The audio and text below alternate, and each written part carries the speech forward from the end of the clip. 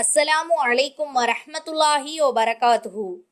கண்ணியத்திற்குரிய சகோதர சகோதரிகளே, குர்பானியின் சட்டங்கள் என்ற தலைப்பில் திருக்குர்ஆனிலும் ஆதாரபூர்வமான நபிமொழிகளிலும் உள்ள சில சட்டங்களை தொகுப்பாக இந்த பதிவின் மூலம் நாம் அறிந்து கொள்வோம். நபி இப்ராஹிம் அலைஹிஸ்ஸலாம் அவர்களின் தியாகத்தை நினைவு கூறும் வகையில்தான் குர்பானி நடைமுறைப்படுத்தப்படுகிறது. குர்பானியை பற்றி அல்லாஹ் சொல்லும் பொழுது, லை யனாலல்லாஹ லுஹூமுஹா வலா திமாவுஹா வலாக்கி யனாலுஹு தக்வா மின்கும். குர்பானி பிராணியின் இறைச்சியோ இரத்தமோ அல்லாஹ்வை சென்றடைவது கிடையாது, மாறாக உங்களிடத்தில் உள்ள இறையச்சமே அல்லாஹ்வை சென்றடையும் என்று அல்லாஹ் குர்ஆனில் சொல்லி காட்டுகிறான். எனவே குர்பானி என்பது பெருமைக்காக இல்லாமல் நமது இறையச்சத்தை வெளிப்படுத்தும் வகையில் இருக்க வேண்டும். எவ்வளவு பணம் உள்ளவர் குர்பானி கொடுக்க வேண்டும் என்பதற்கு திருக்குர்ஆனிலும் நபிமொழிகளிலும் எந்த ஆதாரமும் இல்லை. குர்பானி கொடுக்க வேண்டும் என வலியுறுத்தப்பட்டிருப்பதால், குர்பானி கொடுப்பதற்கு வசதி இருந்தால் ஒரு ஆட்டையோ மாட்டையோ ஒட்டகத்தையோ குர்பானியாக கொடுக்கலாம். அதற்கு வசதி இல்லை என்றால் மாட்டிலோ ஒட்டகத்திலோ 7 நபர்கள் கூட்டாக சேர்ந்து குர்பானி கொடுக்கலாம். அதற்கும் வசதி இல்லை என்றால் அவர் மீது குர்பானி கொடுப்பது கடமையாகாது.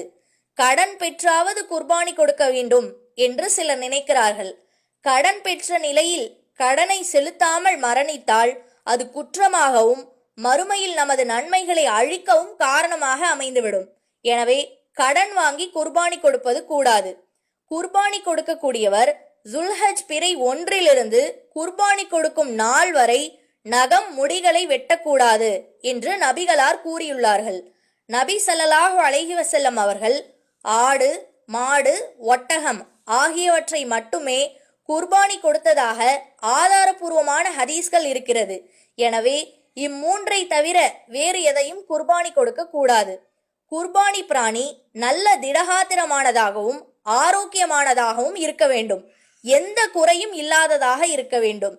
தெளிவாக தெரியும் நொண்டி, தெளிவாக தெரியும் குருடு, தெளிவாக தெரியும் நோய், எலும்பில் மஜ்ஜை இல்லாத மெலிவு ஆகிய குறைபாடுகளுடைய பிராணியை குர்பானி கொடுப்பது கூடாது என்று நபிகள் நாயகம் ஸல்லல்லாஹு அலைஹி வஸல்லம் அவர்கள் கூறியிருக்கிறார்கள். அதேபோல் உட்பகுதியில் பாதி கொம்பு உடைந்த ஆட்டை குர்பானி கொடுப்பதை நபிகளார் தடுத்துள்ளார்கள். தெளிவாக தெரியும் குறை என்ற வாசகம் ஹதீஸில் கூறப்பட்டிருப்பதால் குறை மறைமுகமாகவும் சிறியதாகவும் இருந்தால் பிரச்சனை கிடையாது.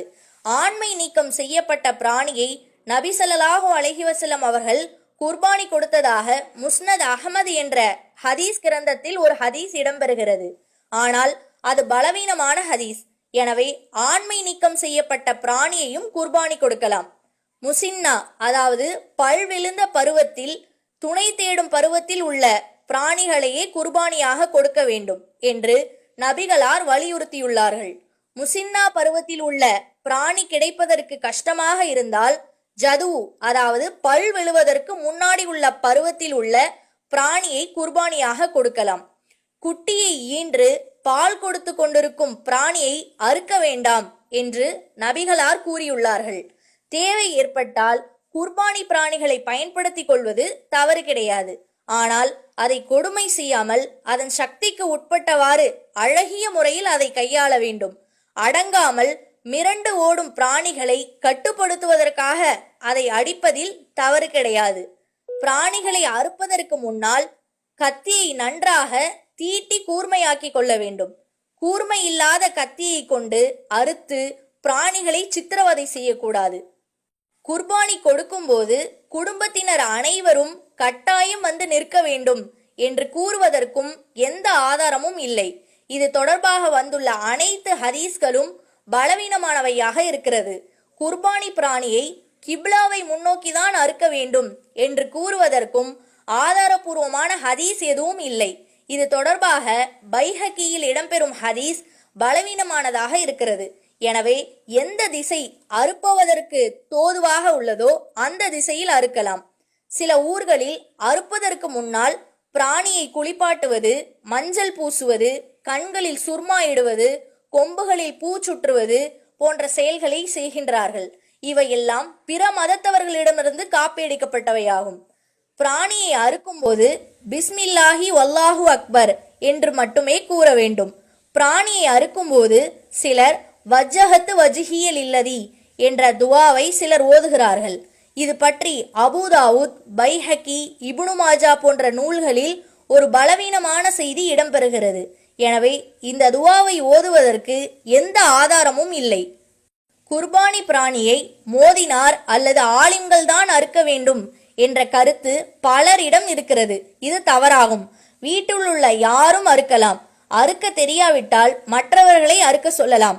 குர்பானி பிராணியை பெண்களும் அறுக்கலாம். நபி ஸல்லல்லாஹு அலைஹி வஸல்லம் அவர்கள் ஒரு பெண் அறுத்ததை அங்கீகரித்துள்ளார்கள். குர்பானி பிராணியை பகலில் மட்டும் அறுக்கும் வழக்கம் மக்களிடம் இருக்கிறது. இரவில் பிராணியை அறுப்பதற்கு குரானிலோ நபிமொழிகளிலோ எந்த தடையும் இல்லை என்பதால் விரும்புபவர்கள் இரவிலும் அறுத்து பலியிடலாம். குர்பானி பிராணியை உல்ஹியா, குர்பானி என்று இரண்டாக பிரித்து, உல்ஹியா என்றால் தொழுகைக்கு முன்பு அறுக்கலாம் என்றும், குர்பானி என்றால் தொழுகைக்கு பின்புதான் அறுக்க வேண்டும் என்றும் சிலர் கூறுகிறார்கள். இவ்வாறு பிரித்து செய்வதற்கு எந்த ஆதாரமும் கிடையாது. உல்ஹியா என்பதும் குர்பானி என்பதும் ஒன்றுதான். ஹஜ் பெருநாள் தொழுகை முடித்த பின்பரே குர்பானி கொடுக்க வேண்டும். அதற்கு முன்னர் கொடுத்தால் அது குர்பானியாக கணக்கில் கொள்ளப்படாது. தொழுகை முடித்தவுடன் தான் அறுக்க வேண்டும் என்று நபிகளார் நிர்ணயித்து விட்டதால் அதையே குர்பானி கொடுக்க துவங்குவதற்குரிய நேரமாக எடுத்துக்கொள்ள வேண்டும். மக்கள் இதை அறியாமல் ஃபஜர் ஆரம்பித்தவுடனே அறுத்து விடுகிறார்கள். தெரியாமல் தொழுகைக்கு முன்னால் அறுத்துவிட்டால் தொழுத பின்பு மற்றொரு பிராணியை அறுக்க வேண்டும். சிலர் குடும்பத்தில் உள்ள ஒவ்வொருவருக்கும் ஒரு ஆடு கொடுக்க வேண்டும் என்றும், சிலர் 3 நபருக்கு ஒரு ஆடு கொடுக்க வேண்டும் என்றும், மற்றும் பலர் ஒவ்வொரு குடும்பத்திற்கும் ஒரு ஆடு கொடுத்தால் போதும் என்றும் கூறுகின்றார்கள். இவற்றில் ஒரு ஆடு ஒரு குடும்பத்திற்கு போதுமானது என்பதே சரியான கருத்து. ஏனென்றால் நபி ஸல்லல்லாஹு அலைஹி வஸல்லம் அவர்களுடைய காலத்தில் சஹாபாக்கள் தங்களுக்கும் தங்களது குடும்பத்தினருக்கும் சேர்த்து ஒரு ஆட்டை மட்டுமே குர்பானியாக கொடுத்துள்ளார்கள். தேவைப்பட்டால் பெருமையாக இல்லாமல் கூடுதலாக அறுத்து கொள்ளலாம். குர்பானி கொடுத்த பிராணியின் மாமிசத்தை 3 பங்காக வைத்து ஒரு பங்கை தனக்காகவும் மற்றொரு பங்கை சொந்தக்காரர்களுக்கும் மற்றொன்றை ஏழைகளுக்காகவும் கொடுக்க வேண்டும் என்று நினைக்கிறார்கள். இப்படி சொல்வதற்கு ஆதாரபூர்வமான எந்த ஹதீஸும் இல்லை. நமக்கும் எடுத்துக்கொண்டு மற்றவர்களுக்கும் எவ்வளவு வேண்டுமானாலும் கொடுக்கலாம். ஏழைகளுக்கு கொடுக்காமல் உண்ணக்கூடாது. குர்பானி பிராணியின் தோல், அதன் மீது கிடந்த கயிறுகள் போன்றவற்றை உரித்தவருக்கு கூலியாக கொடுக்கக்கூடாது. இதை தர்மமாக ஏழைகளுக்கு வழங்க வேண்டும். குர்பானி இறைச்சியை முஸ்லிம் அல்லாதவர்களுக்கு கொடுக்க எந்த தடையும் இல்லை. ஃபகுலு மின்ஹா வாத்தியுமுல் பாயிசல் ஃபகீர், அதிலிருந்து நீங்களும் உண்ணுங்கள், சிரமப்படும் ஏழைகளுக்கும் உணவளியுங்கள் என்று 22வது அத்தியாயம் 36வது வசனத்தில் அல்லாஹ் கூறுகிறான்.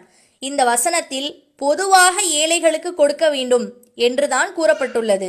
ஆனாலும் பெருநாள் கொண்டாடும் முஸ்லிம்கள் அன்றைய தினம் சிரமப்படக்கூடாது என்ற நோக்கத்தில்தான் குர்பானி வலியுறுத்தப்பட்டுள்ளது. எனவே குர்பானி இறைச்சியை முஸ்லிம்களுக்கு முன்னுரிமை கொடுத்து வழங்கிவிட்டு முஸ்லிம் அல்லாதவர்களையும் அதில் சேர்த்து கொள்ளலாம். பிராணிகளை அறுக்கும்போது நரம்புகள் நன்றாக துண்டிக்கப்பட்டு அவற்றின் இரத்தம் வெளியேற்றப்பட வேண்டும். ஏனென்றால் இரத்தம் இறைவனால் தடுக்கப்பட்டுள்ளது.